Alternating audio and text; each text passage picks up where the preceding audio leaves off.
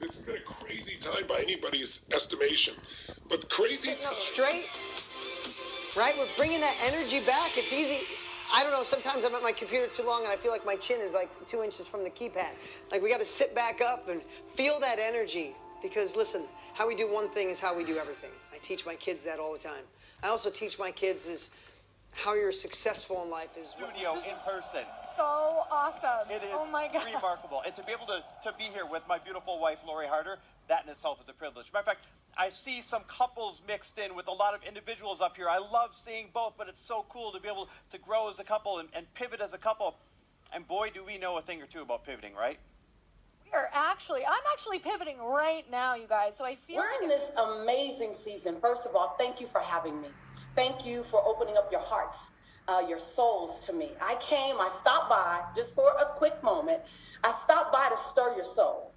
I stopped by to stir your soul for a new season of possibility. One more time, let me get all the way in here. I'm going to ask you a very important question. I said, how are you feeling out there?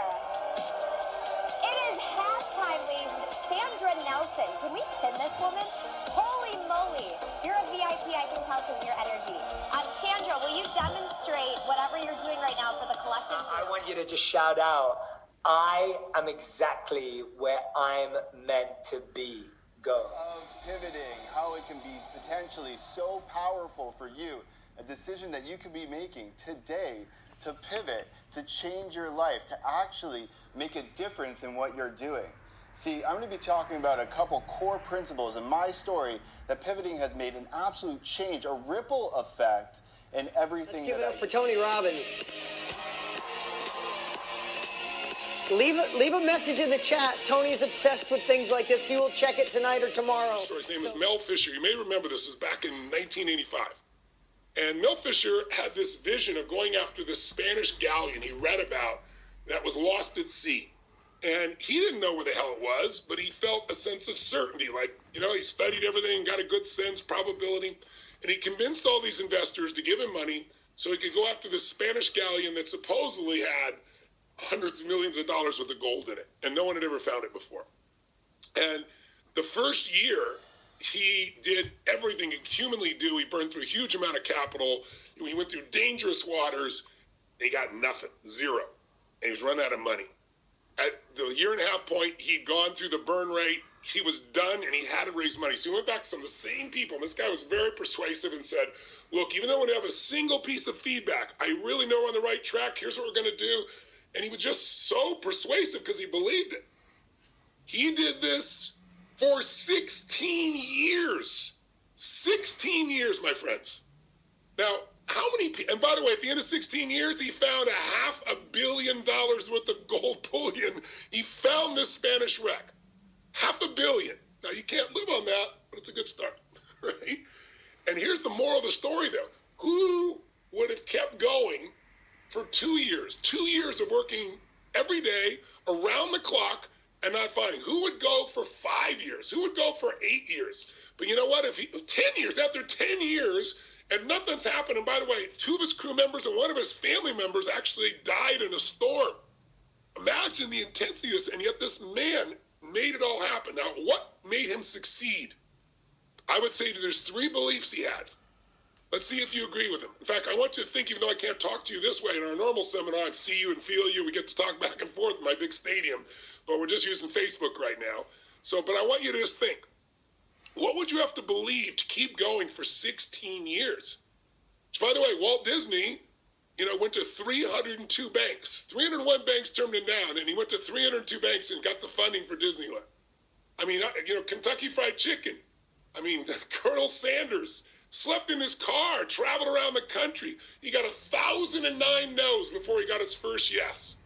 There is an unbelievable power in persistence, but you will not persist without the right beliefs, and then you need the right strategies to execute. But with the right beliefs, you can find the strategies, or you'll implement the ones you already know instead of put them in the back of your head and saying, I know this stuff.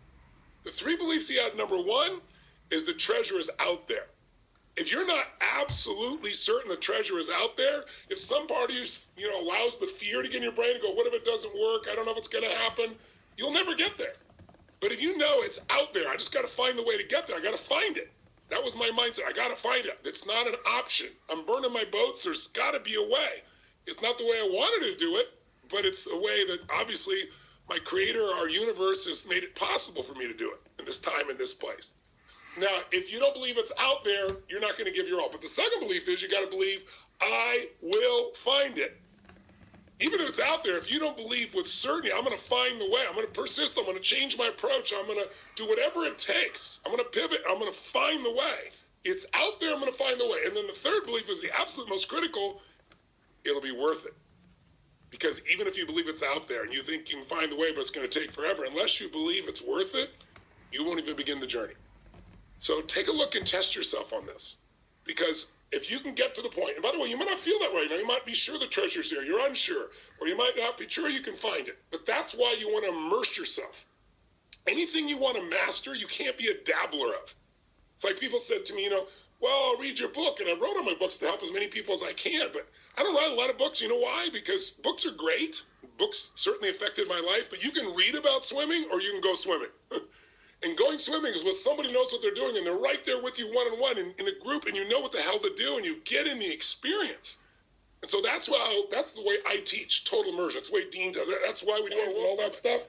And if you decide to join us, by the way, for the World Summit, I hope you do. We're doing that in our stadium. Well, we'll show you. Here's what it looks like to give you an idea. This giant stadium that we built where we can see and interact and hear you and you can hear each other and we can work in triads and dyads and things of that nature. It's really pretty wild. And this is just one side of it. We see 3,000 of you at a time. So when I'm doing 30,000 people, I just swipe and I see more. And we are able to have these personal interactions one-on-one that often we can't even get when we're in a live event. So I just want to invite all of you to decide.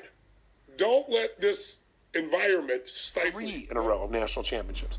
Now, this guy was a genius, and I'll tell you, he won more than anybody, but he didn't focus on winning.